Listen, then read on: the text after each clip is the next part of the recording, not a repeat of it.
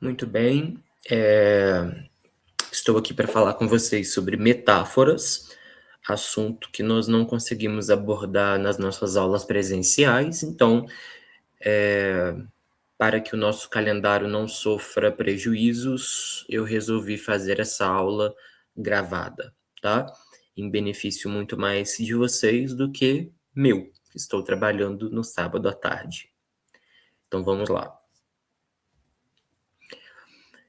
Vocês puderam ler aí no texto da Márcia Cansado, eu não preciso ficar aí chovendo no molhado, uma metáfora. Então vamos comentar aí basicamente a teoria e partir para bastantes exemplos. Os estudiosos de semântica que estudaram a metáfora partem do princípio de que as categorias mentais das pessoas são formadas a partir da sua experiência de crescer e agir em um mundo, bem semelhante a quem se dedica a estudar os protótipos, né? Então, as nossas categorias mentais, a maneira como nós organizamos as ações, as entidades, as descrições no nosso sistema cognitivo tem a ver com como nós experienciamos o mundo, como nós crescemos, como nós agimos, como agem conosco. A metáfora, nessa perspectiva, é vista como um elemento essencial para a nossa categorização do mundo, então a maneira como nós dividimos, como nós classificamos o mundo e para os nossos processos mentais. Inclusive para a aquisição de vocabulário novo, tá? Para a construção de um texto, a metáfora é muitas vezes o que estrutura o nosso pensamento. Ela tem sido vista por muitos cognitivistas, por muitos semanticistas, como a forma mais importante de linguagem figurativa, ou seja, de linguagem não literal, e atinge o seu maior uso na linguagem literária e poética. Então, é onde a metáfora brilha de maneira mais evidente. Entretanto, não se pode perder de vista que a metáfora não se restringe à linguagem poética e literária, artística. Ela não é utilizada só para gerar beleza, para gerar entretenimento, para espantar, para comover e para emocionar. A linguagem, na verdade, ela se espraia por textos científicos, jornalísticos, publicitários. Ela está presente na linguagem do dia a dia, sem você perceber, você está sendo metafórica, ok? Em vários momentos da nossa fala, da nossa escrita, do nosso raciocínio, é a metáfora que está presente e que nos ajuda a desenvolver certas ideias, a conceber certos pensamentos, ok?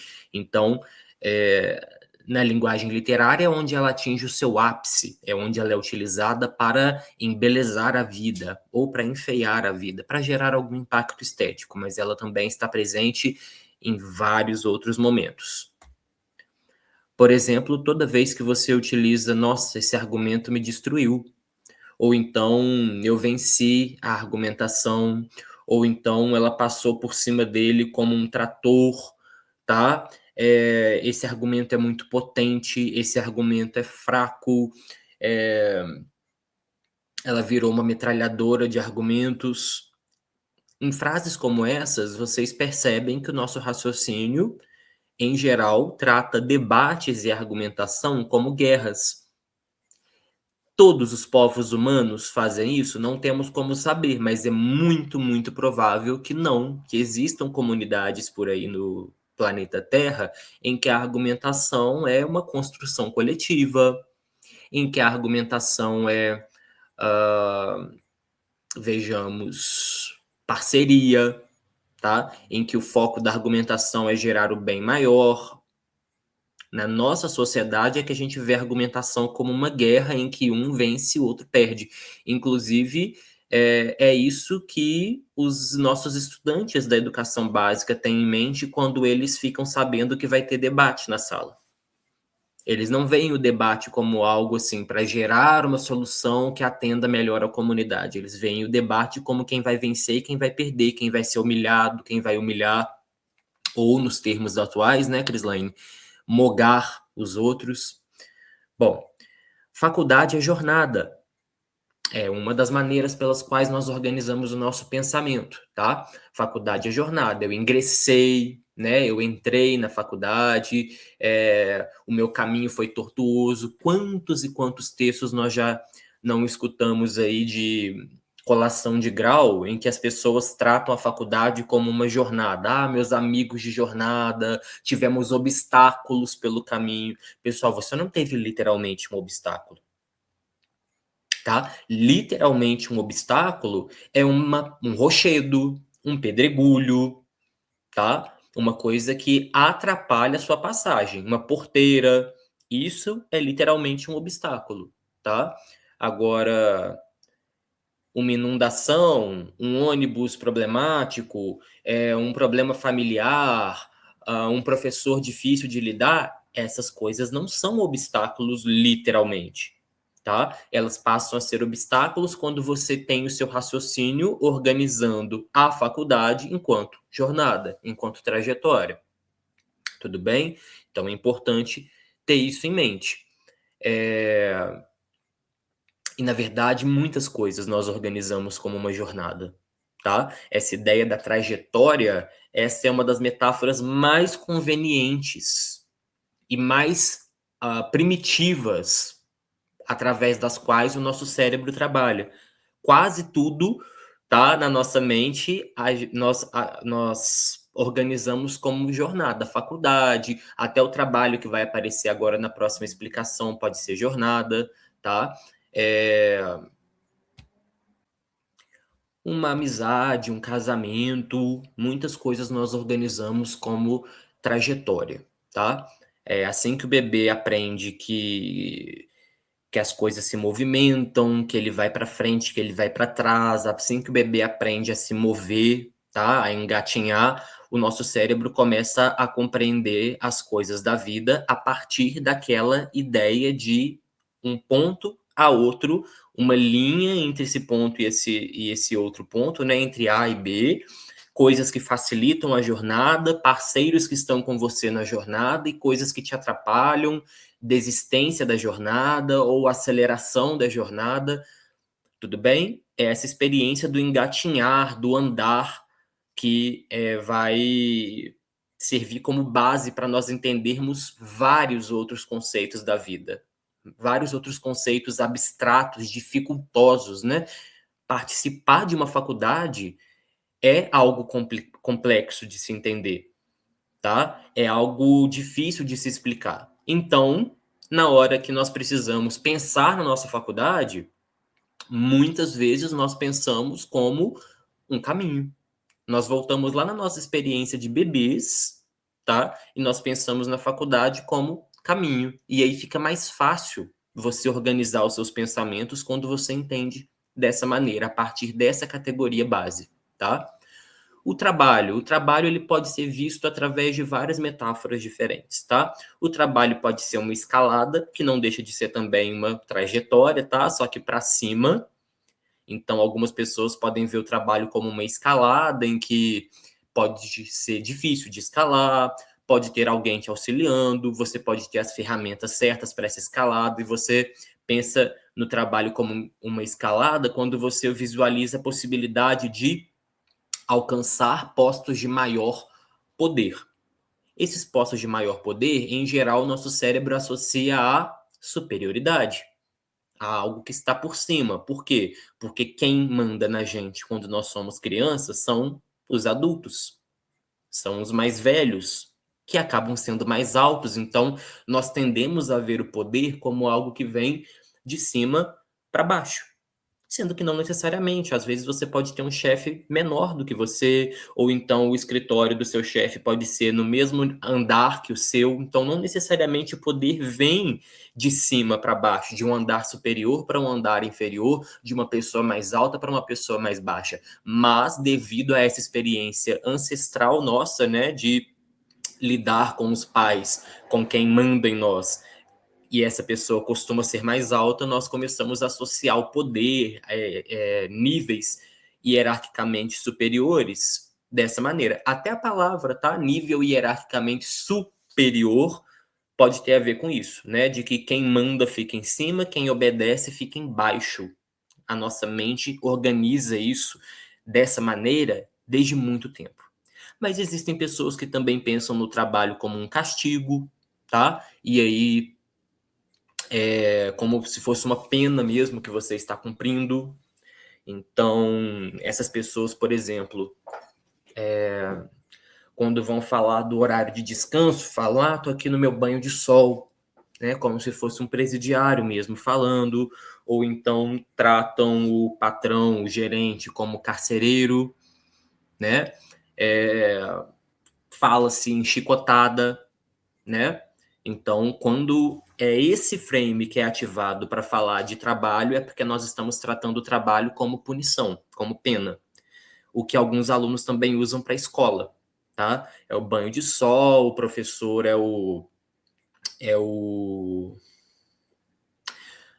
ai, como é que chama? Aquela profissão que é responsável por colocar a pessoa na forca, o esqueci agora, me desculpem, tá? Mas é aquela profissão bem antiga que a pessoa coloca uma máscara assim no rosto, né? E que ela. Ai, começa com C, depois eu vou me lembrar. E tem algumas pessoas que também tratam o trabalho como uma luta, tá? Então, uma luta esportiva. Então, eu sou guerreiro, eu sou vencedor, eu combato os meus rivais, eu ganho prêmio, então o salário é o prêmio, é a compensação, você bate meta, tá? Quando você bate meta, você está tratando o trabalho como algo esportivo, tudo bem? O que é então a metáfora? O que é essa maneira que o nosso cérebro, enquanto ser humano, encontrou para organizar as ideias, os conceitos, os pensamentos, para categorizar as coisas desse mundo tão complexo que nós mesmos fizemos, tá? A metáfora é uma comparação, é uma espécie toda diferente de comparação em que existe uma identificação de semelhanças entre um campo semântico e outro campo semântico, tá? Entre um campo mais complexo e um campo mais simples, um campo mais abstrato e um campo mais concreto. E aí, como é mais simples, em geral, de entender esse campo concreto, nós pegamos o que nós já entendemos desse campo concreto, olhamos para um campo abstrato e identificamos que existe ali uma maneira semelhante de organização daquele campo e nós imediatamente transferimos, tá? Nós transferimos do campo as características, o contexto do campo mais concreto, do campo mais simples, para o campo mais complexo e mais abstrato, tá? Nós transferimos então essas semelhanças de um conceito para o outro. E aí existem algumas terminologias interessantes, tá? Então, aquilo que já se conhece transfere para aquilo que se quer dar a conhecer. Aquilo que nós já temos familiaridade, que é simples de entender, que nós entendemos desde bebês ou desde crianças, empresta a sua organização, empresta os seus conceitos-chave para aquilo que ainda não conhecemos. E aí, usa-se conceito comparado, que é aquele que nós usamos para explicar o outro, e o conceito que nós ainda estamos tentando entender, estamos tentando dar conta, vai se chamar conceito descrito, tá? Nós aí vamos também poder chamar o conceito que nós já entendemos, o campo que nós já entendemos, como domínio da fonte e o outro como domínio do alvo, ponto de chegada, tá? Ou o primeiro como source domain e o outro como target domain. Tudo bem? Então, o alvo é aquilo que nós estamos tentando mirar para entender. A fonte é aquilo que nós já entendemos ou pensamos que entendemos e que empresta a sua organização, os seus conceitos para o outro. Não é de hoje que a metáfora é estudada, vocês também viram isso na Márcia Cansado. A metáfora já é objeto de reflexão desde, no mínimo, os tempos de Aristóteles, tá? Depois volta a ser um assunto de particular interesse para os estudiosos aí dos séculos 18 e 19, que vão ser chamados românticos, e a semântica cognitiva, ela é uma espécie de extensão do pensamento dos românticos, como nós vamos ver daqui a pouco. Então, para Aristóteles, a metáfora tem como ponto de partida a linguagem literal. Então, alguém diz algo que parece linguagem literal, por exemplo, isso não é casamento, isso é um castigo, tá? E alguém vai escutar, mas espera aí, é um castigo estar de aliança trocada, estar com uma pessoa casada, essa pessoa ela fez alguma coisa errada para estar nesse lugar, alguém a levou para ali, ela está cumprindo uma pena, ele está pagando uma penitência? Não, não pode ser isso, né? Então a pessoa vai entender que é uma brincadeira com as palavras, que é um jogo, tá? E quando eu falo jogo, é no sentido de que a pessoa está saindo do plano da realidade, tá? Ela está utilizando conceitos que ela não quer que sejam lidos, que sejam entendidos como referindo-se exatamente aos termos aos quais eles costumam se referir na normalidade. Então o falante entende que aquilo ali é anomalia, tá? Que ele não pode, o outro não pode estar dizendo literalmente que estar casado com alguém é castigo, punição.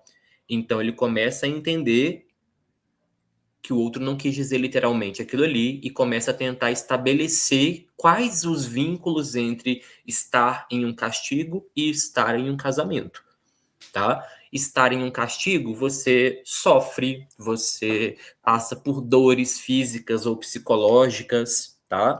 Você tem alguém que é responsável por ministrar esse castigo, você quer sair desse castigo, você fez alguma coisa que o levou a estar nesse castigo. Então, imediatamente você começa a transferir, né, uma semelhança, duas semelhanças, uma de cada vez ou várias ao mesmo tempo, tá? Para tentar entender o que a pessoa quis dizer com estar nesse casamento é um castigo. Tudo bem? Ou seja, nós recorremos a outras estratégias de interpretação que não a ligação apenas referencial entre palavra e entidade no mundo, tá? Porque nós partimos do pressuposto de que a pessoa, para fazer essa brincadeira, esse jogo com as palavras, ela quis comunicar alguma coisa. Então, nós aceitamos esse pacto. Essa pessoa quis me dizer alguma coisa, então eu vou interpretar essa anomalia dela de outra maneira, tá?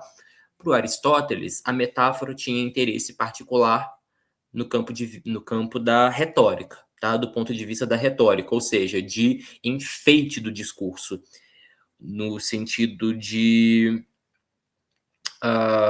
além de embelezar o discurso, também torná-lo mais impactante, também torná-lo mais atrativo, mais persuasivo. Então, para ele, a metáfora tinha valor nessa perspectiva, tá? De embelezar e de persuadir, de impactar.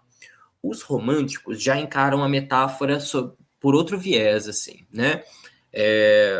Como uma evidência do papel da imaginação em conceituar e raciocinar sobre o mundo. Então, para eles é uma prova de que a linguagem é muito mais imaginativa do que referencial, tá? E os românticos tinham a crença, né, esses intelectuais da época e dos séculos 18 e 19, de que toda a linguagem é metafórica. Tudo na linguagem é metáfora, tá? Tudo ali escapa à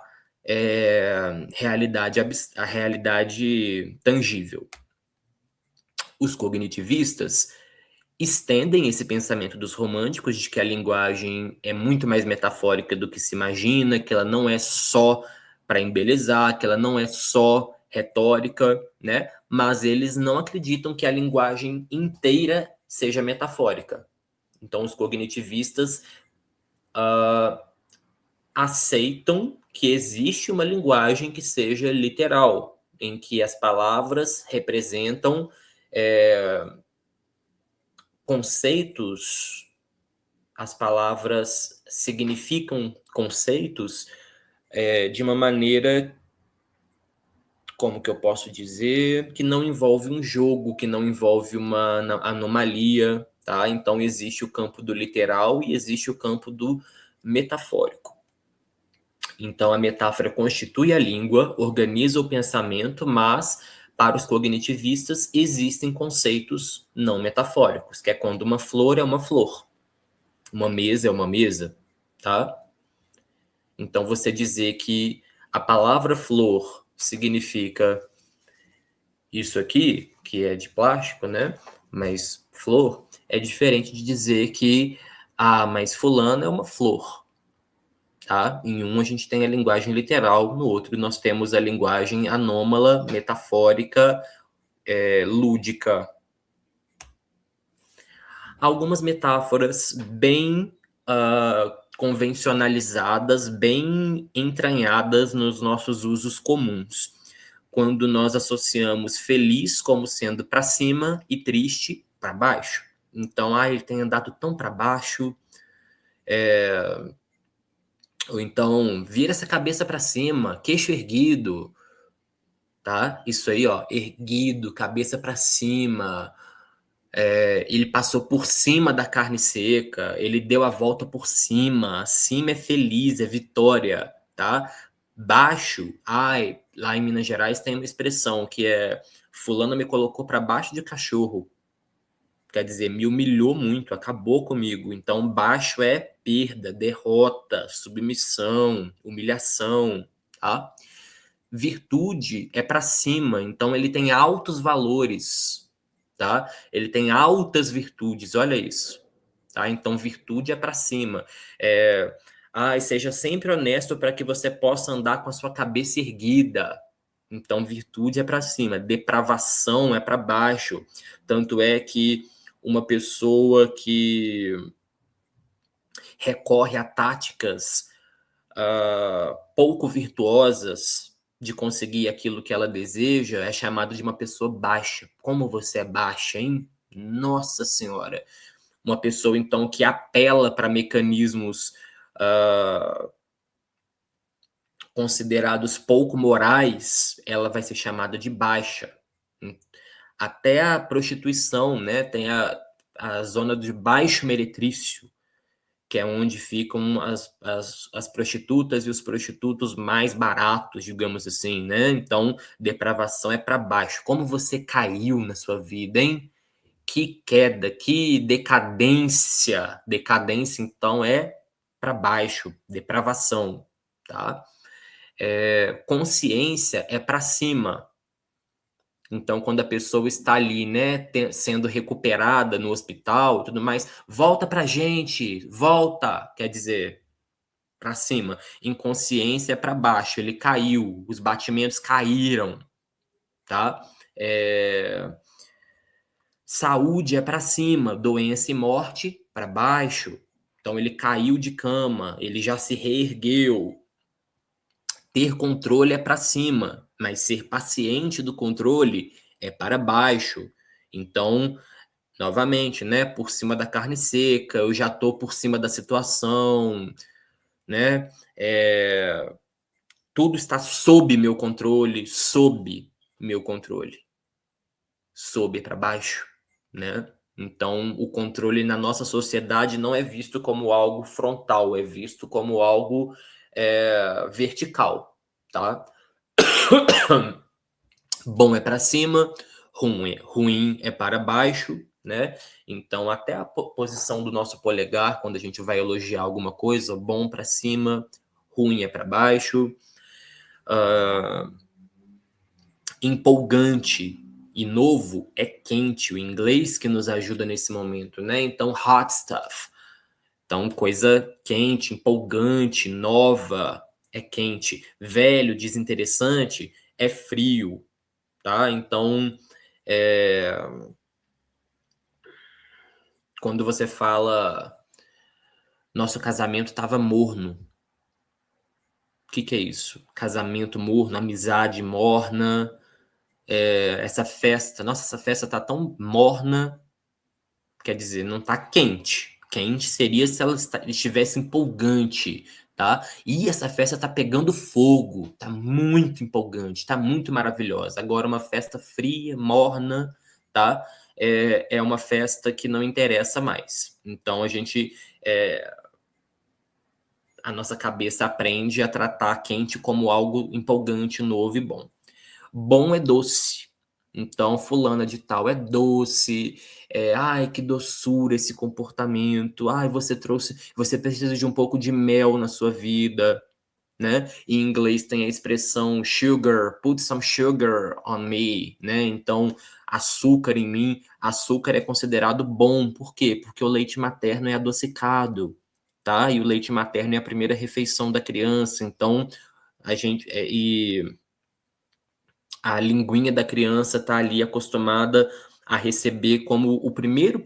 A ponta da língua ela é responsável por sentir o sabor doce, né? Então é o primeiro sabor que nos vem, é a primeira sensação gostosa. Então nós associamos doçura a coisa boa na vida. Tá? Então, o aroma doce das flores. Agora, quando a gente utiliza amargo, azedo, dificilmente amargor e azedume são considerados coisas boas, tá? Para quem assiste MasterChef, ok, de vez em quando alguém fala, ai, faltou um pouco de acidez, precisa de acidez. Nós, depois de adultos, aprendemos a gostar de amargor, de acidez. Alguns de nós, pelo menos, né? Mas como as nossas primeiras experiências são aquelas que nos moldam, então a gente aprende a tratar, ai, fulano de tal é tão amargo, né? Nossa, ela me respondeu com azedume. Ai, que humor ácido é aquilo que dói, que é causticante, que é ruim, tá? Que ofende, que agride, assim como sabores ácidos e amargos agridem o paladar, né? Não são consideradas sensações agradáveis para um bebê. Fácil é mole, difícil é duro. Então, isso aí é em inglês tem a expressão easy as pie, fácil como torta, né? A gente não tem isso em português. A gente tem, que é moleza senta no pudim.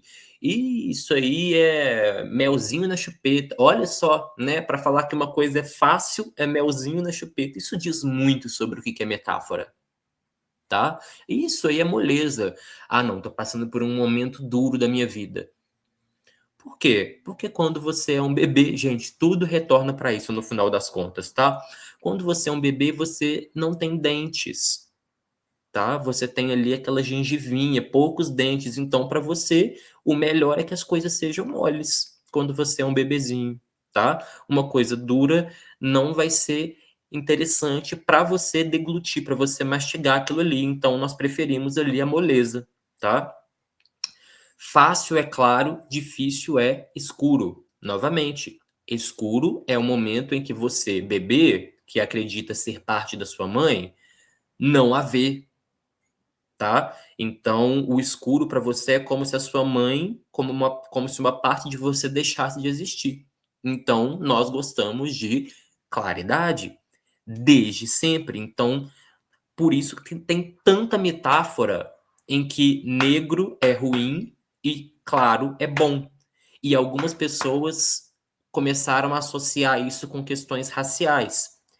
E como elas associam com questão racial, acabou que se misturou, imbricou, tá? Então é difícil saber quando que a utilização da palavra negro para metáfora de ruindade vem de fato de um pensamento racista e algumas vezes vem mesmo, tá? Por exemplo, fulano é um negro de alma branca ou branco de alma negra. Complicado utilizar uma expressão como essa, até, né? Agora, a situação ficou negra, a situação ficou preta, ou então isso foi como uma nuvem negra na minha vida. Pessoal, a gente precisa entender que isso não tem conotação racista, tá? Pode ser vista hoje em dia, pode incomodar algumas pessoas negras, e aí, de fato, se a gente notar que incomoda, é bom não utilizar, mas a ideia de nuvem negra, um momento negro na minha vida e tudo mais, vem da nossa experiência primordial de neném, de quando as coisas estão escuras, nós não conseguimos ver quem cuida da gente, quem nos alimenta, quem nos protege, parece que essa pessoa deixa de existir. O bebê tem isso, tá? Quando ele não te vê, ele acha que você deixou de existir. E isso causa ansiedade, insegurança, medo. Por isso que a nossa língua está impregnada de metáforas em que algo negro é considerado ruim, tá? Então é muito perigoso. É um terreno, ó, a metáfora, é um terreno muito pantanoso esse aqui. Ou seja, não é um solo firme, não nos traz segurança. Então, cuidado com essas metáforas aí de negro, preto, escuro, porque elas hoje em dia são lidas como preconceituosas e, em alguns contextos, elas podem de fato acabar agredindo alguém, muito embora a sua raiz não tenha tanto a ver com isso. Tá? Mais alguns exemplos para vocês. Construções com o verbo cair. Olha que interessante, eu vou ler todas. Cair no papo, cair de amores, cair no conceito, cair no vício, cair na real e cair na gandaia. O que todas elas têm em comum, né? Será que existe alguma coisa que todas elas têm em comum? Vamos lá. Uma das primeiras não, né? Mas uma experiência muito típica da vida de um bebê é cair, tá? Cair quando está tentando andar sozinho e esperamos que não, mas pode acontecer, cair do colo, tá? Cair do bercinho, tudo bem? Cair não é agradável. Cair envolve, em geral, algo sobre o qual você não tem controle, algo que pode te machucar, algo que representa uma pausa na sua trajetória, algo que representa uma interrupção da sua estabilidade, da sua segurança. Então, cair, em geral, não é bom, tá? Cair no papo. Cair no papo é se deixar persuadir. Cair no papo é se deixar manipular. Cair no papo é perder a estabilidade da sua própria consciência e acabar topando fazer coisas que sóbrio você não faria, tá? Então, metáfora, cair no papo. Cair. Cair de amores. Essa aí, no final das contas, a gente pode acabar gostando, né? Ai, cair de amores por esse filme, cair de amores por esse gato, por esse cachorro, tá? Cair de amores por essa turma, cair de amores por esse livro. Aqui é uma perda da estabilidade que, associada com a palavra amor, pode ser vista como uma perda da estabilidade boa, né? Nós, depois de adultos, aprendemos a dar algum valor para a perda da estabilidade. A gente aprende a lidar com a instabilidade que, quando bebês, nos causa tanta insegurança e medo e ansiedade, né? Mas na vida adulta a gente pode associar o cair de amores a uma perda da estabilidade gostosinha, com consequências boas. Cair no conceito. Essa aqui sempre foi uma expressão que me incomodou desde criança. Eu não gosto dessa expressão porque ela é utilizada, ela é um contrônimo. Já ouviram essa expressão? Contrônimo. O que significa um contrônimo? Contrônimo é algo que pode significar X e o contrário de X ao mesmo tempo. O que para mim é uma coisa muito louca, tá? Por exemplo, a maneira como vocês do Sul usam o verbo emprestar. Para vocês, eu posso emprestar uma caneta ao meu amigo e emprestar uma caneta do meu amigo. Lá em Minas Gerais, eu utilizo emprestar uma caneta quando ela sai de mim e vai para o outro, e pegar emprestado quando ela sai do outro e vem para mim.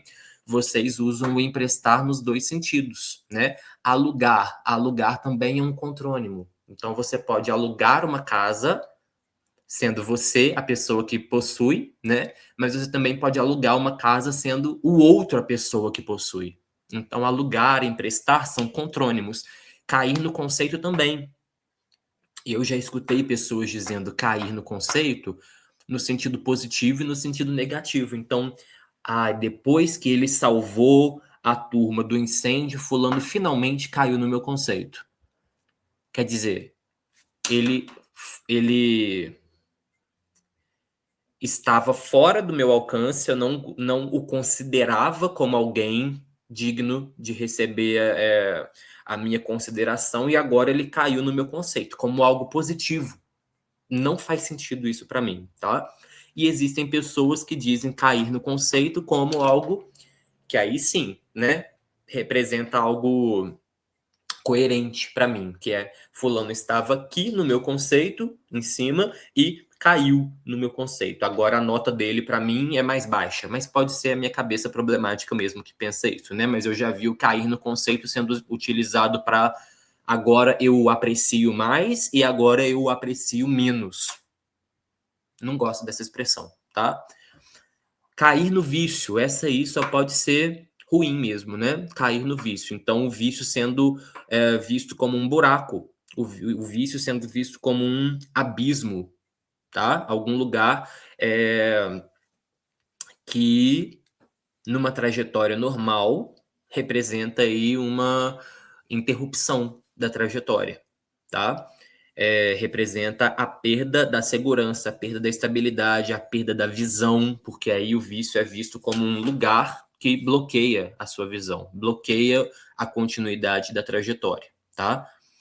Então vejam que não é descer no vício, é cair mesmo. Cair na real, essa aí pode ser uma coisa interessante também, né? Mas aí a realidade, olha que interessante, é ela que é vista como quando você utiliza a expressão cair na real, é visto como se você tivesse duas trajetórias concomitantes. A trajetória da idealização, da imaginação, do que poderia ser, da subjetividade, do sonho e a trajetória da realidade. Então, quando a pessoa faz muitos planos, porque esse ano a gente vai viajar juntos para Foz do Iguaçu, para Noronha, e depois vamos para Buenos Aires e vamos para Tóquio. Fulano, caia na real, você nem pagou a dívida do seu cartão de crédito ainda, né? Então, aqui a pessoa estava numa trajetória e o outro quer puxá-la para cair ali na real. E vejam como, em geral, aqui, realidade, matéria, concretude é visto como algo baixo. Ideia, plano, sonho é visto como algo alto, tá? E cair na real, ver aí, né, a realidade como algo imediato, concreto, para baixo, em que você pode cair ou não. Então, alguns chamam cair na real de algo bom, outros consideram cair na real como algo que você está perdendo, né? Aí eu caí na real, de que fulana nunca me daria uma chance. Aí eu caí na real de que o nosso casamento nunca funcionaria. Aí o casamento funcionar, inclusive, é metáfora, né? Cair na gandaia, essa aí eu adoro cair na gandaia, né? Mas é uma metáfora que considera a diversão, a vida boêmia, o consumo de bebidas alcoólicas, enfim, a vida noturna como algo em que se cai, né? Então, como um desvio da trajetória, um desvio da estabilidade, um desvio da segurança, tá? Então, vejam que existe aí algo em comum entre todas essas quedas. Metáforas para uso de substâncias viciantes. Então, aqui eu selecionei algumas metáforas que aparecem aí, em geral, no campo semântico do uso de drogas, de toxinas, de remédios, tá? E que na psicologia podem ser muito úteis. Então, existem artigos em que pessoas lá da área da psicologia estudam metáforas, tá? Porque elas ajudam a entender como que o viciado ou o parente do viciado concebe aquele mundo. E aí, quando você entende como o viciado concebe esse mundo, pode ficar mais fácil de lidar com essa questão, tá? Então, se é visualizado como uma trajetória, se é visualizado como um container, se é visualizado como vejamos, uma amamentação, uma alimentação, uma força vital que suga, um vampiro, como que a pessoa concebe aquilo ali, pode ficar mais fácil de elaborar estratégias de tratamento psicológico, tá? Então vejam aí que a metáfora, ela não é uma discussão abstrata, intelectual, acadêmica, ela pode aí ter uma aplicação muito forte, muito importante, bonita na nossa vida. Então, ó, desmame, tá? Então fulano fez o desmame da medicação. O que é fazer o desmame? É justamente quando a pessoa para de mamar, tá? Ela para de ter o leite materno como alimentação principal. E é importante isso, tá? Para a pessoa começar a ser introduzida ali nos alimentos sólidos, introduzida no alimento sólido, como se isso fosse um lugar. Então, mais uma metáfora aqui na minha fala, mas ao mesmo tempo que é importante, é difícil. É um desapego, tá? Envolve aí um desafio mesmo, ok? Assim como largar uma substância tóxica, um remédio, não pode ser feito de um dia para o outro, precisa ser feito aos poucos, tudo bem? Então, é o desmame. Por exemplo, o desmame de cigarro, muitas vezes é feito com adesivo de nicotina, com pirulito, tá? Porque a pessoa, muitas vezes, ali, o cigarro para ela é até mais do que apenas a substância que vai entrando no corpo dela. É o ato de ficar segurando alguma coisa, tá? De, de, de manter a boca ocupada com algo, tá? Aí a gente já vai entrar na psicologia mesmo aqui daqui a pouco. Limpo, não, eu tô limpo há 6 meses. Então, né, o vício em droga sendo visto como sujeira e a saída do vício como limpeza, limpeza do organismo, seu organismo tá limpo, tá? Limpo de quê? Né? Limpo da droga, que é a sujeira, tudo bem?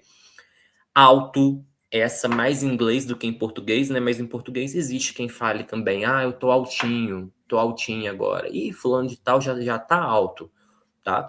Em inglês, essa metáfora da altura é mais produtiva, tá? Então a gente escuta muito mais em inglês que fulano tá high, alto.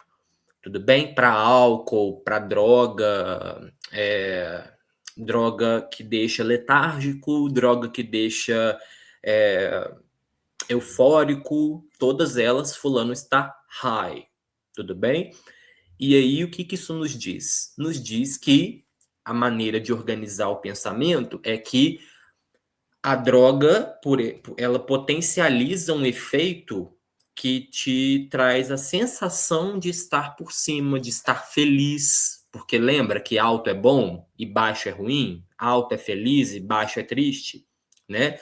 Então, a droga, na mentalidade de muitas pessoas, ela te traz uma sensação falsa de estar high, alto, por cima de tudo, né?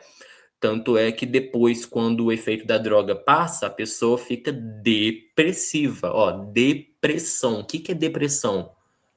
Literalmente, depressão é um buraco. Literalmente, né? Na geografia, se você for olhar lá o que é uma depressão, é um buracão. É um terreno rebaixado em relação ao nível normal, tá? Então, a depressão que vem depois do uso do crack, da cocaína, da maconha, etc., demonstra aí que o viciado vê a altura como boa e a depressão, a baixa, né, como algo ruim, tudo bem? Caminho sem volta, aí a gente já tem a trajetória, né? Então isso aí, ó, usar a droga K9 é um caminho sem volta, quer dizer, é um caminho ruim, do qual você quer voltar em algum momento, você precisa voltar para assumir a trajetória principal da sua vida, mas é um caminho sem volta, você não consegue voltar, tá? Assim como na vida, literalmente existem caminhos sem volta. Então, se você pega uma trilha errada no meio de uma floresta ali, pode ser que você caia, que você seja o alimento de algum animal, você não vai voltar mais para o caminho principal da sua vida, tá? Porta de entrada, quem nunca escutou, né? Que a maconha é porta de entrada para outras drogas. Essa é uma frase muito incorporada no senso comum, né? Para uma coisa ser porta de entrada, é porque tem uma trajetória ou tem um container, principalmente um container, tá? Então, se a maconha é a porta de entrada, é porque você vai entrar em algum lugar, você vai ser inserido em algum lugar. É a metáfora do container, tá? E aí, o que que vai ter nesse lugar? Vai ter a cocaína, vai ter o crack, vai ter a heroína, e aí você vai ficar preso nesse lugar. Você vai ficar contido nesse lugar, tá?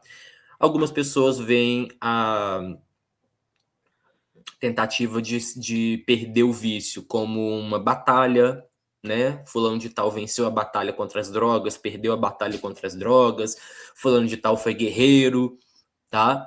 Ou então o nosso guerreiro sofreu uma baixa, baixa sendo ruim, tá? Fundo do poço, então atingir o fundo do poço, recair para quando então, né, você tem ele, olha como a metáfora está presente, muito mais presente do que nós imaginamos. A droga pode ser uma válvula de escape, né? Então aqui uma metáfora com carro, mas mais do que uma metáfora com carro, uma metáfora com trajetória novamente ou com container, tá? Então para você escapar de algo, o escapismo da realidade é porque você considera que a realidade é uma prisão. Ou seja, a realidade é um container. E é um container que te aprisiona, é um container que te deixa oprimido. Oprimido, inclusive, é outra gíria que o pessoal lá do Rio de Janeiro utiliza, né? Só que aí é o contrário. A droga deixa a pessoa oprimida. Ou seja, alguns veem a realidade como um container que oprime, do qual você quer escapar, e outros veem a droga como outra prisão que também te oprime e da qual você não consegue se livrar de volta. Então vejam como é interessante analisar qual que é o campo semântico que o viciado utiliza para significar a sua experiência com as drogas, tá? Fuga da realidade, viajar, e fulano de tal tá viajando, né? Ah, ou então ele gosta de usar essa droga para viajar um pouquinho. Viajar significa fugir da realidade, tá? Sair da sua trajetória principal do dia a dia e escapar para outra realidade, viajar e seguir para outra rota, tá? Sair do vício. Quando a pessoa utiliza essa expressão, né? Sair do vício é porque o vício é visto como container, em que você entra e você sai, tá? Qual a origem dessas transferências? Eu espero que vocês tenham entendido ao longo das minhas explicações aqui, que é com base nas nossas experiências primordiais, tá? De infância, de ficar preso em um lugar, de sair desse lugar, de estar contido, protegido, ou de estar oprimido em um lugar e de se livrar desse lugar, ou de ter a trajetória, ou de estar acima e abaixo, de estar dentro e estar fora, de estar quente e estar frio, de ter o doce, de ter o amargo, tá? O cheio e o vazio. Gente, os phrasal verbs em inglês são aí uma fonte de reflexão interessantíssima para a gente entender como que a metáfora estrutura a linguagem e o pensamento humanos, tá? Quando a gente pensa aí, por exemplo, na maravilhosa expressão to storm out. Então, fulano stormed out. O que é storm out? Storm out é sair de maneira abrupta, brusca de algum lugar. O que é storm? Storm é tempestade, é algum cataclisma, algum fenômeno climático brutal, digamos assim, né? E out é fora, então é como se você tempestuasse para fora. Saísse como uma tempestade, sairia e para fora. Então é quando você sai batendo porta, batendo os pés, tá? Fazendo alguma coisa ruidosa, tudo bem? Esse é um phrasal verb interessantíssimo. Aí eu selecionei outros aí para nós pensarmos, né? To talk down to someone, que é falar de cima para baixo com alguém, né? Falar aí expressando uma autoridade, uma superioridade com alguém. Então, novamente, a ideia de cima é poder, baixo é submissão. Cima é controle, baixo é dominado, tá? To look after. O que é look?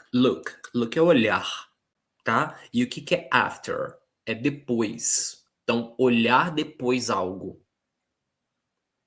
O que significa olhar depois? Olhar depois é como se você já olhasse lá para frente, ó. Você não está olhando para o imediato, você olha lá para frente e já se preocupa com o futuro. E look after é justamente preocupação, cuidar, zelar, tá? Então, é quando você já prevê o que pode acontecer lá na frente, já fica ali pré-ocupado com o que pode acontecer. Então, look after, cuidar. E o after sendo utilizado aí com essa ideia de futuro, que inclusive é bem interessante, né? Ó, pra gente, nossa primeira experiência aí, uma das primeiras maneiras de entender metáfora é quando a gente transfere características do espaço para o tempo. Então, quando você como o tempo é muito mais difícil de entender do que o espaço, a gente costuma tratar o tempo como isso aí é para depois, para depois. Isso aí a gente vai ver lá na frente. A gente não vai ver lá na frente, a gente não vai andar e ver lá na frente, né? Mas nós costumamos enxergar o tempo como algo que progride para frente. Nós brasileiros, tá? Os chineses não veem dessa maneira. Tudo bem? Outros povos não veem dessa maneira. Tem povos indígenas aqui do Brasil que veem o passado como algo que está na frente e o futuro como algo que está atrás e que, portanto, nós não conseguimos ver. O passado nós conseguimos ver e o futuro está aqui, ó, indefinido. Olha que interessante. E a nossa sociedade branca costuma ver o futuro como o que está na frente e o passado como algo que nós não olhamos mais. O que mostra bastante bem a forma como nós lidamos com o nosso passado, né? Uma coisa que não interessa mais, que já passou. Interessante, né? Make up, to make up something. Make up pode ser principalmente duas coisas, tá? Inventar algo, então you made that up, você inventou isso. E compensar, né? Então I gotta make it up for him. Então eu preciso compensar alguma coisa que eu fiz, tá? Eu preciso agir de uma maneira que compense um erro que eu tive. Então veja bem, make up no sentido de inventar, é como se make é fazer, produzir, up é cima. Então como que associaram make up com inventar? É como se a realidade novamente estivesse aqui embaixo, concreta, material, e aí você faz para cima. Você faz para cima, ou seja, você tira do real e joga lá no abstrato, no imaginário, no idealista. Novamente a realidade sendo vista como algo baixo e a realidade e a imaginação sendo vista como algo alto, tá? E make-up para compensar, aí a ideia pode ser outra, né? Como que fazer para cima pode ser compensar? É porque, em geral, você compensa quando você erra, né? Você compensa depois de ter cometido um erro. E o erro é a queda. O erro é para baixo. O erro é ruim. Então, ó, você pega alguma coisa que você derrubou e você faz para cima. Você make up para alguém. Você reergue algo que você mesma derrubou. Olha que interessante isso, tá? To cut off. O que significa to cut off? Bom, literalmente, cut é cortar, né? E off é fora. Algumas pessoas usam cut off como literalmente cortar algo, tá? Mas outras usam cut off como interromper. Então, stop cutting me off. Para de me interromper. Então, veja como cortar para fora. Os britânicos, né, os norte-americanos, a cultura anglo-saxã visualiza a interrupção como se você estivesse sendo descartado, cortado para fora, né? Então é interessante entender a maneira como eles estruturam o pensamento deles. Propriedades sistemáticas das metáforas. Então, Metáfora não é brincadeira, né? É um jogo com as palavras, mas não é brincadeira. São 4 propriedades, tá? A convencionalidade, a assimetria, a sistematicidade e a abstração. O que é a convencionalidade de uma metáfora? É o fato de que ela já se instalou no senso comum de uma população, de uma comunidade de fala. Então, ela já é uma convenção.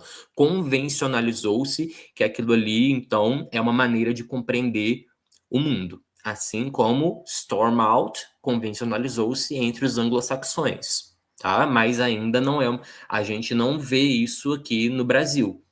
O máximo que a gente diz é que fulano saiu de maneira tempestuosa. Tudo bem, né? Então, convencionalidade significa dizer que aquela metáfora tem um grau baixo de novidade. Ou seja, ela sendo utilizada no dia a dia, a gente não se espanta, tá?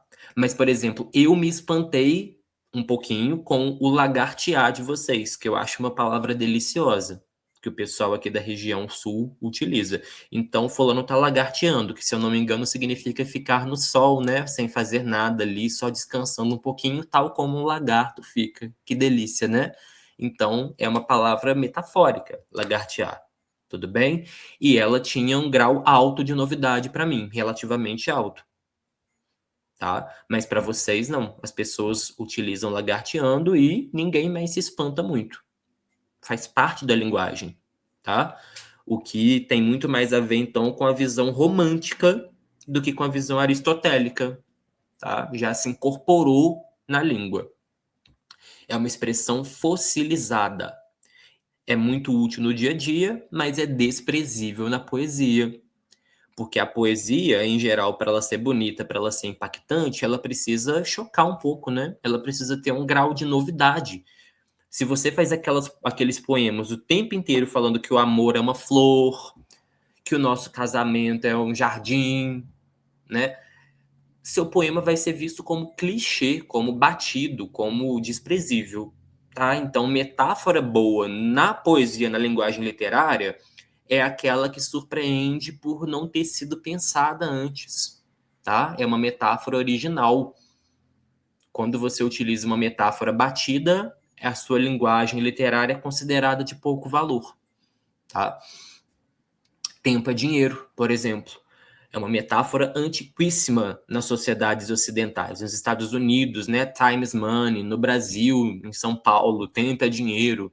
Tudo bem? Então, se eu perco tempo, eu perco dinheiro. Se eu invisto bem meu tempo, eu recebo dinheiro. Então, é utilizada essa metáfora aí.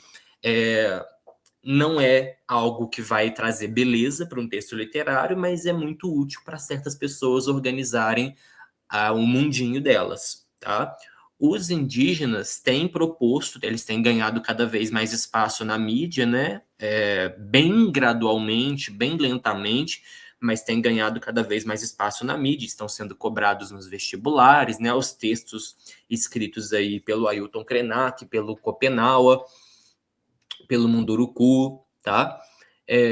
E existe uma tendência de abandonar um pouco essa metáfora do tempo é dinheiro e de pensar que o tempo é outras coisas, tá? Que o tempo é insubstituível, que o tempo é amor, passar tempo com as pessoas é uma maneira de demonstrar amor, tá? Então, tentando aí desvincular a ideia de que tempo é dinheiro, que é algo muito capitalista, muito burguês, muito ocidental, muito branco, tá? Mas, enfim, é muito difícil simplesmente fazer as pessoas desligarem essa metáfora. Ela já está impregnada no senso comum da grande maioria, tá? Sistematicidade. Na verdade, eu tinha falado em outra ordem, né? Então eu vou falar da assimetria primeiro. Tenta gravar, então, que as propriedades sistemáticas das metáforas são CASA, C-A-S-A. Convencionalidade, assimetria, sistematicidade e abstração. A assimetria significa que a metáfora ela sempre flui de um para o outro, mas dificilmente ela flui do outro para o um. Tá? Então, você pode utilizar a limpeza para explicar o vício em drogas. Então, algo simples que é a limpeza, né? Tá limpo, tá sujo. para explicar o vício em drogas, que é muito complexo, é uma das coisas mais difíceis que a humanidade já precisou enfrentar em toda a sua história, mas é difícil utilizar o vício em drogas para limpeza, né? O que você pode pensar, mas a tia Milena do Big Brother, ela é viciada em limpeza. Ela é doidona por limpeza, ela fica louca na limpeza. Ok, né? Mas será que ali não é explicar um vício através de outro vício? Compreende? Ali você não está explicando a limpeza, você está explicando o vício, uma característica patológica por meio de outra característica patológica. Ambas são difíceis de explicar, mas o vício em drogas é mais fácil de explicar do que o vício em limpeza, talvez. Compreende? Então é assimétrico. Você utiliza o campo semântico ah, mais simples para explicar o mais complexo. Nunca ou quase nunca é o outro sentido. Então é assimétrico, tá? Raramente se inverte.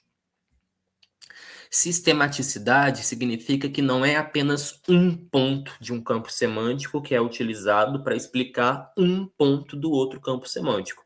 Em geral, essa metáfora ela parte de vários pontos ao mesmo tempo, tá? Tanto é que a gente viu ali, o vício pode ser visto como uma prisão, um container, e aí você entra no vício, você sai do vício, você cai no vício, você quer escapar do vício. Tá? Então, a quantidade de expressões que tem a ver, que tratam o vício como um container, como uma prisão, não é à toa, é porque existem vários pontos em comum nessa metáfora, tá? Esse domínio fonte empresta vários conceitos, várias categorias para o domínio alvo. E é abstração porque o comum é você utilizar o concreto e o simples para explicar o abstrato complexo.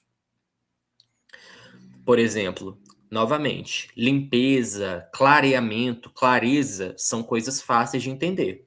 São coisas diferentes, né? Mas são fáceis de entender. Tá limpo, tá sujo, tá claro, tá escuro. Tudo bem?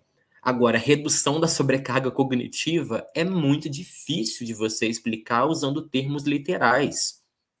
Somente cientistas conseguem, né, utilizar expressões como redução da sobrecarga cognitiva, atividade neuronal, excesso de... É difícil. Então, nós, no dia a dia, preferimos utilizar, eu clareei a minha mente. Minha mente está limpa. Ou então, minha mente está leve, que já é uma terceira metáfora, né? Mente leve, mente pesada, consciência limpa ou consciência leve, consciência pesada, sendo que pesado é ruim e leve é bom. Tudo bem? Então é mais fácil explicar a ideia de leveza e peso, limpeza, sujeira, claridade, escuridão, do que sobrecarga cognitiva, tá? E aí eu faço uma pergunta interessante para vocês. Como que vocês visualizam o processo de ensino-aprendizagem? Na cabeça de vocês, como que vocês visualizam? Talvez seja difícil explicar, mas se vocês começarem a falar para mim, se vocês derem uma aulinha para mim de 5 minutos sobre como que para você, o que que significa para vocês ensino-aprendizagem, eu vou saber qual que é a metáfora básica que você tem para isso. Se é o quê? Se é a metáfora do container, do professor que tem o prato cheio, que distribui para o aluno que tem um prato vazio, ou se você visualiza o processo de ensino-aprendizagem como algo um pouco mais montessoriano, tá? É interessante. Cada um tem uma metáfora diferente para o processo de ensino-aprendizagem. Algumas metáforas basilares do raciocínio que eu já até mencionei aqui. A metáfora do container, tá? Ela vai ter aí a questão de que quando você está dentro de algo, você está protegido de forças exteriores, então, me inclui nesse time aí, me inclua no seu grupo de amigos. Quer dizer, né? Estar incluído nesse caso é bom, estar excluído é ruim. Eu tô dentro desse rolê aí, hein? Eu tô. Essa oportunidade, me inclui nessa oportunidade aí, Nesse caso, ser incluído é bom também. Mas o container também pode limitar suas forças, assim como o berço limita a sua liberdade, tá? Quando você quer correr, se enfiar num barranco, sua mãe te segura, o seu pai te segura, tá limitando as suas forças. Então, você vê aquele abraço, estar dentro dos braços do seu pai e da sua mãe como algo ruim, que te limita. Então, o container também pode ser utilizado para limitação, para coisa ruim, para algo que te fixa, tá? Que afeta a sua visão. Então, o container pode estar dentro de algo, pode ser bom, pode ser ruim, tá? Essa metáfora do container ela tem como característica a disjunção, que significa ou estar dentro ou estar fora, tá? Ela tem como característica também a transitividade. O que significa isso? Se eu estou dentro de um grupo de amigos e esse grupo de amigos está dentro de um ciclo de trabalho, eu estou dentro do ciclo do trabalho também. Então, uma coisa que está dentro da outra, se eu estiver dentro da primeira, eu estou dentro da outra também. Isso que é a transitividade da metáfora. A metáfora da trajetória é outra importantíssima, tá? Que realmente é base do nosso raciocínio. Existem aí, né? Um ponto A e um ponto B, o ponto inicial e o ponto aparentemente final e pontos intermediários no meio dessa trajetória, partes intermediárias. Você faz movimentos direcionais, você pode caminhar ou você pode recuar. O que é recuar numa decisão? Né? Ele voltou atrás na sua decisão. É quando você trata a decisão como algo trajetória, tá? Gastar tempo.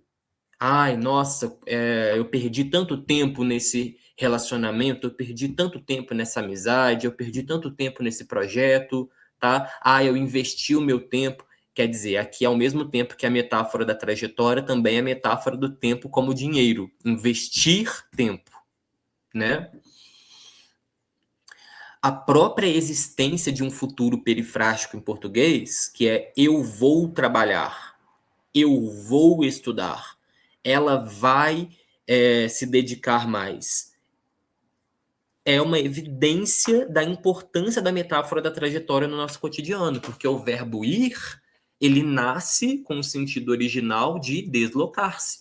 E aí, quando você utiliza o verbo ir para dar ideia de futuro, é porque você está tratando aquela ação que você vai realizar como o ponto B da sua trajetória, tá?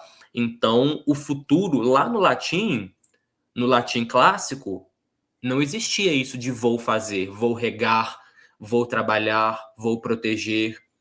Era um futuro simples, um futuro de um verbo só. Tinha uma desinência de futuro, a flexão verbal de futuro, tá? Mas, como lá desde o latim vulgar já existia essa questão de enxergar as ações da vida como parte de uma trajetória, já havia essa metáfora conceitual enraizada no raciocínio das pessoas, começou-se a utilizar nessa questão de eu vou fazer isso. Ou seja, o fazer é o ponto B, tá? Eu estou no ponto A e eu estou caminhando para isso aqui. A língua francesa tem algo parecido também da metáfora da trajetória. Em francês, quando você quer dizer que você acabou de ler um livro, você diz je viens de lire un livre. Eu venho de ler um livro. Quer dizer, a leitura foi uma trajetória e você chegou ao ponto B. Eu venho, né? Venho de ler o livro. Chegou ao ponto B, então você vê a leitura como uma trajetória cumprida, tá? Para refletir um pouquinho sobre como que algumas situações do nosso português coloquial refletem o nosso raciocínio e merecem, então, uma atenção que não apenas o tempo inteiro as condene, português errado, mas as veja como um sinal de que o nosso raciocínio vai para um lado e, às vezes, a gramática tradicional vai para o outro, e tudo bem, tá? Eu vivo tentando convencer os meus alunos do ensino médio a falar ir ao banheiro. É quase um experimento social que eu faço. Nas primeiras vezes, eles falam, né? Professor, posso ir ao banheiro? Até frisando ao, né? Mas quando é uma urgência, está muito apertado, aí volta o raciocínio. Né, quando não dá tempo quando você está tão apertado que não dá para você pensar nessas convenções, você volta no básico, em como o seu cérebro realmente pensa. E o nosso cérebro pensa ir no banheiro, ir na secretaria, ir na minha casa, ir ali na sala, ir no. O que isso diz sobre a maneira como nós brasileiros concebemos o mundo, como nós construímos o mundo? Ir ao banheiro subentende-se que você dá foco na trajetória. Então, o banheiro é o ponto B, eu estou no ponto A e eu quero ir a esse ponto B, que é o banheiro. Agora, quando nós utilizamos ir no banheiro, eu tenho que ir na farmácia, eu tenho que ir no mercado, eu tenho que ir na sala C14. Ir no significa que o brasileiro provavelmente opta pela metáfora do container nesses casos. A gente prefere entender o deslocamento do ponto de vista da sua finalização. Porque ir no banheiro significa que a gente prefere pensar em já estar lá dentro, ao invés da trajetória, tá? Até o banheiro. Compreende? Porque no vem da preposição em, que significa interioridade. É diferente da preposição a, que significa deslocamento, tá? E o fato da gente... existe na gramática tradicional o verbo namorar. Nós já discutimos isso em língua portuguesa 4, tá? Na gramática tradicional, a regência de namorar é sem preposição. No português padrão, quem namora, namora alguém, tá? Já no português popular, que se convencionalizou, a gente namora com. Então, fulano está namorando comigo, fulano está namorando com Maria, eu estou namorando com ela, com ela. Então, a gente já não namora alguém, a gente namora com alguém. Namorar alguém, quando esse verbo surgiu no início da sua utilização, parece que o namorar é um ato que parte de um para o outro. Transitiviza, tá? Começa em mim e tem como foco, tem como alvo o outro. Tudo bem? Agora, quando a gente começou a utilizar fulano está namorando com, o outro já não é mais o alvo de uma ação. O outro é visto como o companheiro de uma ação. Compreende? Então, isso mostra aí uma mudança no nosso raciocínio, uma mudança na maneira como nós concebemos e organizamos o ato de namorar na nossa mente, tá? Mesma coisa, ó, em português a gente sonha com você. Em inglês, você dream of alguém ou dream about someone, tá? Então, ó, a gente sonha com, como se o outro fosse a nossa companhia de sonho. Em inglês, você sonha de alguém. Então, existe uma espécie de distanciamento. Ou você sonha about, sobre a pessoa, tá? Em francês também é de. Je rêve de toi. Então, você sonha da pessoa. Tudo bem? Não é com, é da pessoa. Português, casei-me com ela. Em português, a gente se casa com, tá? Então, a pessoa com quem se casa é vista como companhia. Em inglês, não tem preposição. I married her. Então, é como se a pessoa com quem você se casa fosse vista como um alvo da ação de casar, não uma companhia. Eu casei ela. I married her. Não é I married with. É I married her. Tudo bem? Isso demonstra o que é o casamento no raciocínio de várias pessoas que falam a língua inglesa, tá? E aí, no francês, nesse caso, já volta para o português. Ó. Je me suis marié avec elle. Avec elle. Então, no francês, casa-se com, porque avec significa com, tá? Aí é o inglês que é a ovelha negra da família. Ovelha negra da família sendo uma metáfora também. Bom, metáforas e a mudança linguística. De que maneira que a metáfora conduz à mudança linguística? Outra metáfora da condução.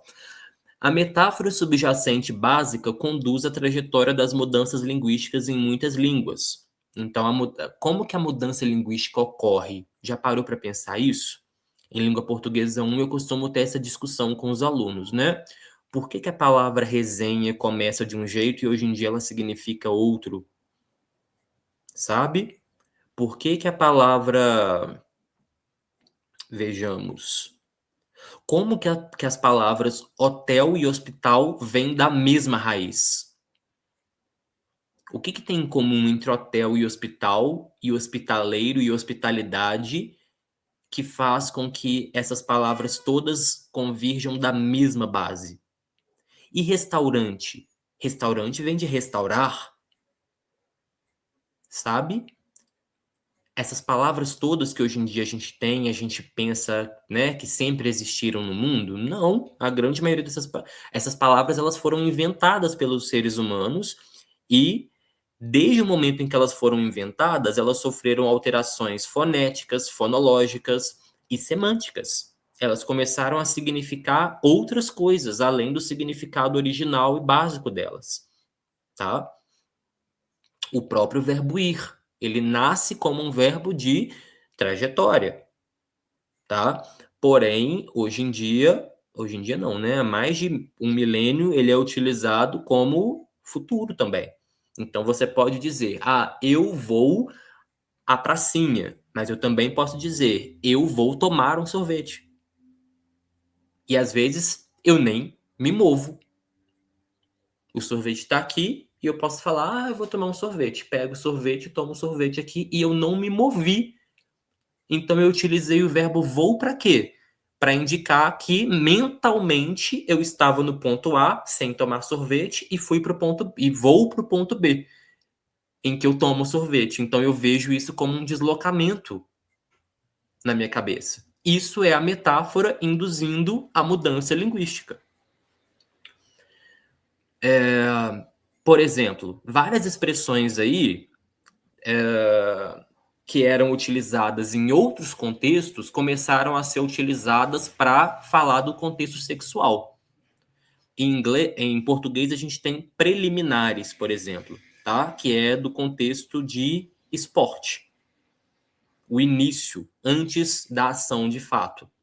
Em inglês, você tem uma metáfora do beisebol, se eu não me engano, que é third base, tá? No beisebol, você precisa, para concretizar uma jogada, eu não sei, passar pela first base, pela second base e pela third base. A first seria, se eu não me engano, beijo na boca, a second base seria o toque no seio e a third base é o sexo de fato, tá? Chegar lá. Chegar lá, muitas vezes, metáfora da trajetória, tá? E nesse caso, o ponto A é a ausência do orgasmo e o ponto B seria o orgasmo de fato. Então, o sexo visto como uma trajetória com um alvo definido. Em inglês também tem o verbo to come, que mudou até a pronúncia, tá? Para C-U-M. Mas come é vir, tá? Vir. Então, trajetória novamente. E as pessoas utilizam to come para gozar, orgasmo, tá? Ou seja, novamente o sexo sendo visto como trajetória.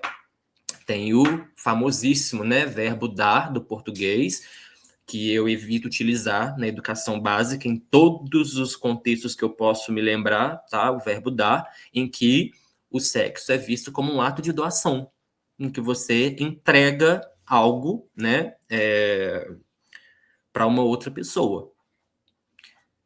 E todos os nomes para os nossos órgãos sexuais são metafóricos também, tá? Todos os nomes que pênis tem, que vagina tem, que ânus tem, embora ânus não seja literalmente um órgão sexual, demonstram metáforas, maneiras das pessoas de pensarem sobre aquilo ali, tá? Em geral, o falo é associado a instrumentos contundentes que machucam, etc, tá? A vagina, ela é associada a presas, tá? ou a flor, ou algum animal frágil, o que demonstra bastante como que o ser humano metaforiza o ato sexual heterossexual, tá? Existem muitas metáforas que têm como domínio-alvo a relação amorosa, que também é muito difícil de você explicar, né? O amor, a relação amorosa. Quando você utiliza lutar pelo amor, você vê aí a relação amorosa sendo vista como uma guerra, uma batalha, né? Pode ser uma batalha entre a pessoa que ama e a pessoa que é amada, mas pode ser uma batalha dos dois contra alguma outra coisa, a família, as convenções. Quando você fala da conquista amorosa, pessoal, o que você conquista? Você conquista algo, você ganha algo numa guerra, tá? É isso que é conquistar algo. É você invadir, conquistar, dominar, ter aquilo ali para si. E quando a gente utiliza, né? Ai, fulano me conquistou, fulana me conquistou. Isso aí é tratar a relação amorosa como uma batalha entre duas pessoas, tá? Nosso amor seguiu estradas diferentes, fulano entrou na minha vida, nosso amor vai aos trancos e barrancos, trajetória, container, render-se ao amor, né? Finalmente ela se rendeu ao meu amor. Ou então fulana se perdeu por Alberto, sei lá, né? Ela se perdeu da trajetória dela principal em nome de um amor. Eu me sacrifiquei por esse amor, quer dizer, o amor sendo visto como um ato de devoção, tá? Ou como uma trajetória novamente em que sacrificar-se significa abdicar de alguma coisa segura, investir, aí já é o amor sendo visto como dinheiro, tá? Ou como conquista também, né? Porque existe o investir contra alguém, que é você partir com tudo para cima da pessoa. Construir, tem gente que visualiza o amor como uma construção, eu acho bonito quem tem esse tipo de pensamento. E tem metáforas que têm como domínio fonte, ou seja, o domínio que empresta, né, o contexto da arte da performance. Quando você fala, ela deu um show, ele deu um show, que pode significar tanto uma coisa positiva, né, deu um show na prova, como pode significar, não pode falar nada que ela vai dar um show aqui. Significa fazer um barraco, que também é outra metáfora, fazer um barraco, né? Ficar uma obra-prima. Então, nossa, a limpeza desse carro ficou uma obra-prima. Sambou na cara dela, dançou. Olha como que o sambou na cara dela é positivo, né? A pessoa saiu por cima, saiu vitoriosa, e o dançou é negativo. Por que será, né? Que o dançou, que a gente criou essa expressão de dançou, rodou. Espetáculo, que pode ser visto no sentido positivo, mas também pode ser no sentido irônico, igual dar um show, tá? Nossa, não pode fazer nada que ela já faz um verdadeiro espetáculo aqui. Nossa, que choradeira, ele tá dando um espetáculo, mas também pode ser positivo. Esse livro é um espetáculo. Espetáculo não literalmente, tá? Fazer um teatro, aí aqui já é negativo, quase sempre, tá? Então, quando você quer acusar alguém de falsidade, você pode dizer, as máscaras caíram, para de teatrinho, tudo bem? Isso é metáfora. Polissemia das preposições, que nós já discutimos aí. As preposições, elas nascem com um significado base e metaforicamente elas vão ganhando outros significados, né? Vejam aí, no primeiro exemplo. Eles não se veriam mais até o dia seguinte, quando deveriam se encontrar em frente à casa dele e caminhar juntos até a igreja. Lá, até seus amigos cientistas estariam para celebrar o batismo do bebê. 3 usos do até: o até temporal, o até espacial e o até de inclusão de um elemento potencialmente excluído. Qual será que nasceu primeiro, né? Muito provavelmente o até espacial nasceu primeiro. Então, eu só vou daqui até ali, metáfora da trajetória. Aí as pessoas, né, fazem associação muito comum entre espaço e tempo e começaram a utilizar até amanhã, até o dia seguinte, até 3 horas da tarde, como se o tempo fosse também um ponto B na nossa trajetória. E aí, o caminho que vem depois, né? Então, primeiro é espaço, depois é tempo, depois é algo mais psicológico e abstrato, que é mais ainda do que o tempo, que é até os amigos estariam, ou seja, inclui um elemento potencialmente excluído. É o ponto máximo da trajetória. Todo mundo estaria até eles. Eles estariam também. Então, veja, o até nasce físico, vai para o temporal e chega no humano, no mais abstrato de todos, tá? A famosíssima piada. Joãozinho, se você tem 10 coxinhas e eu pego 8 para mim, você fica com... em que o objetivo da professora é que o aluno diga, fico com 2, né? Fico na companhia de 2. Eu conto com 2 aqui próximas a mim. Mas o Joãozinho responde, eu fico com fome.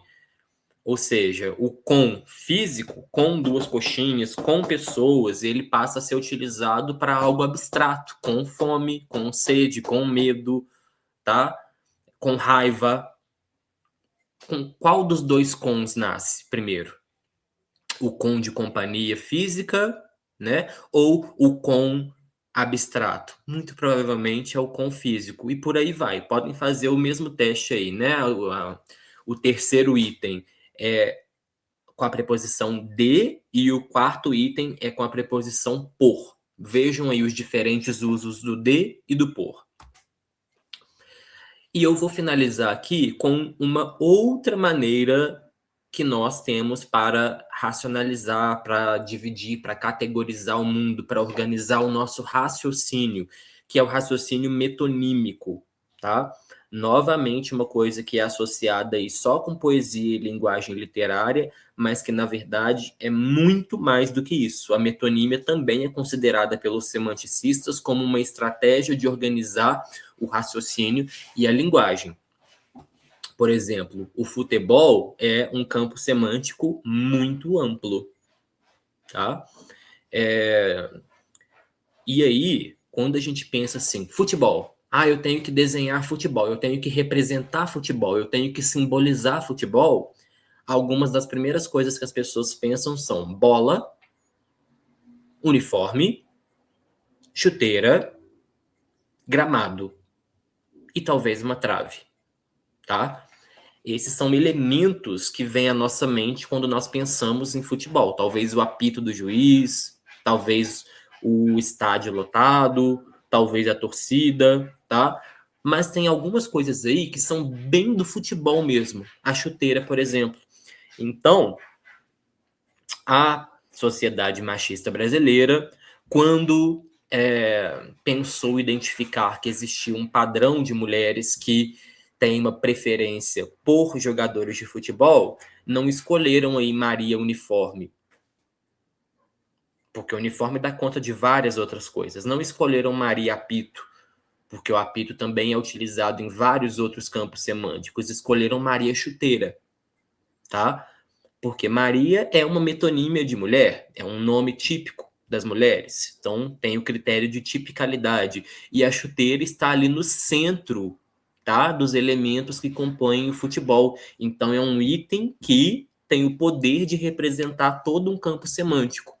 É isso que é a metonímia, tá? É quando um item tem o poder de representar, de substituir todo o campo semântico do qual ela faz parte. Um item prototípico, um item com alto índice de tipicalidade, tá?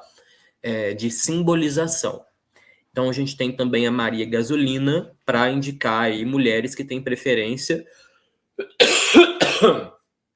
por homens motorizados, tá? Com carro.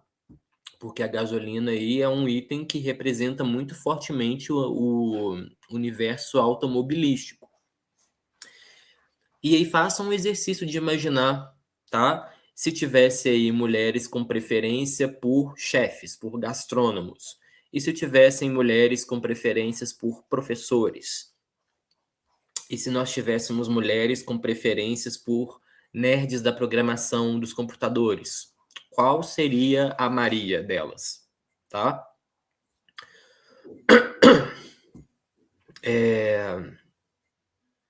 Também temos aí a metonímia do... eu já até coloquei, né? Se você ler em algum lugar, ele largou o giz. Ele largou o giz para se dedicar a não sei o que lá. Largou o giz, você já vai entender que a pessoa não exercia qualquer profissão. Ela era professora, porque o giz é um elemento metonímico da profissão docente, da maneira como o nosso raciocínio é estruturado. Imagina, largou o PowerPoint, não vai simbolizar da mesma forma. Ele largou o papel, não vai representar da mesma forma, tá? Poucas coisas representam metonimicamente melhor a profissão docente que o giz. Quando alguém fala que a caneta é mais leve que a enxada, a caneta representa a atividade intelectual, o papel, tá? A atividade ali em escritório.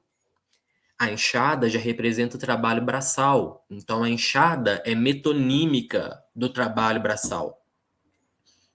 Tudo bem? A caneta é metonímica do estudo, da atividade intelectual, da escrita. Justamente porque, em geral, quem escreve, né, quem precisa trabalhar aí quem precisa trabalhar com caneta na sua profissão é quem exerce trabalho sentado no universo das palavras, que denota intelectualidade. Então, a caneta, em geral, é associada à intelectualidade, até poder, né? Que alguém pode falar, com uma canetada ele resolveu isso, né? Uma assinatura. Então, vejam como que a caneta está associada a poder. Essa despesa pesa o bolso dos brasileiros. Aqui tem tanto a metáfora do peso quanto a metáfora, a metonímia, perdão, do bolso, como sendo aí, né, do domínio da despesa, da vida financeira, né? Em geral, você guarda dinheiro no bolso, então a gente fala, pesou o bolso, ou então ele tem um bolso sem fundo, quando a pessoa é muito rica, né? Então, o bolso sendo metonímico da vida financeira, da despesa, da economia. Ela aposentou as linhas e agulhas. Tem muito mais coisa com que uma costureira trabalha, mas linha e agulha é metonímico do trabalho da costura, tá? Tenho 4 bocas para alimentar, eu tenho 4 pessoas. Mas por que eu escolho a boca? Porque no contexto da sustentação de pessoas, né? Alguém ser responsável por sustentar outra, a boca pesa muito ali, porque é pela boca que o alimento entra, tá? E o alimento é metonímico do sustento. Então, ó, a alimentação é uma metonímia do sustento, porque o sustento envolve também cuidar da saúde, da vestimenta, do sono, e da alimentação, mas a alimentação é metonímica, ela é prototípica da sustentação. E a boca tem várias outras partes da alimentação ali, né? Mas a boca é prototípica da alimentação. Então, veja, quando você fala tenho 4 bocas para alimentar, você está falando que você sustenta 4 pessoas. Poderia ter dito isso de 1000 maneiras diferentes, mas escolheu a metonímia. Os dois finalmente trocaram alianças. A aliança é só um pedacinho ali do casamento, né? Mas é um pedacinho muito simbólico, com poder de simbolizar muito grande. Por isso, metonímia. Nas nossas aulas, quando você pensou em justiça, você pensou em um juiz com um martelo, em uma estátua vendada segurando uma balança, em uma manifestação reivindicativa na Constituição Federal? É porque esses são elementos com poder de metonímia. Quando você pensou em um tempo, você pensou em um relógio, em uma ampulheta, no planeta girando, é porque essas visões são metonímicas, elas representam todo um campo semântico que vem junto com elas ali, tá? E é isso que eu tinha para tratar com vocês hoje. Desculpem pelo tempo, mas é o tempinho de uma aula mesmo, tá? 1h35. Espero que seja proveitoso e podem saber que a gente vai ter isso sendo cobrado aí nas avaliações, tá? E é um material para vocês também pensarem nos TCCs de vocês, porque tem muito a ser explorado dentro dessa área ainda, que é interessantíssima. Muito obrigado pela atenção, até a próxima. E leiam um capítulo sobre papéis temáticos para nossa próxima aula também.